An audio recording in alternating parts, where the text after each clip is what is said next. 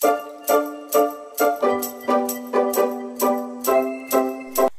Morgen mga kamamshi and everyone. So, today is Sunday and syempre, happy weekend po sa ating lahat. Enjoy the rest of day. And for today, sharing natin mga kamamshi, alam nyo na, baking mood tayo for today's mga kamamshi. And dahil nag-crave po ako ng pandesal, so ayan, nakapag-bake tayo today mga kamamshi. So, sorry na po agad, hindi na po ako nakapag-video. So, ayan na po, ready na po yan. I-rest muna natin ng 30 minutes, then i-bake natin mga kamamshi.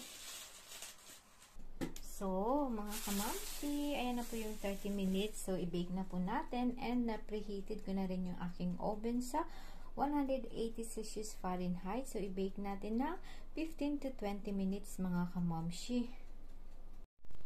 So, ayan na po mga kamamshi, yung ating mainit-init pa na ubi pandesal. So, ayan na po yung outcome niya. And, itry na natin mga kamamshi.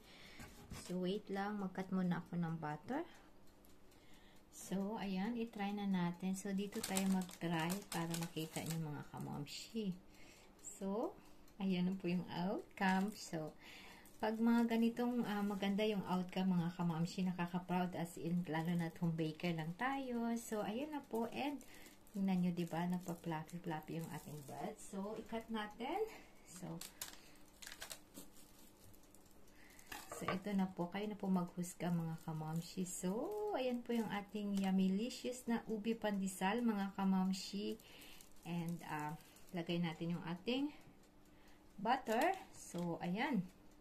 Yung ating butter. So, any kind kung anong bet nyo today na pang palaman mga kamamshi. So, ayan, pwede na po yan. So, itry na natin. Sarap. Mga kamamshi. Delicious. So, ayan. So, ayan po. Happy weekend everyone. Ciao, ciao!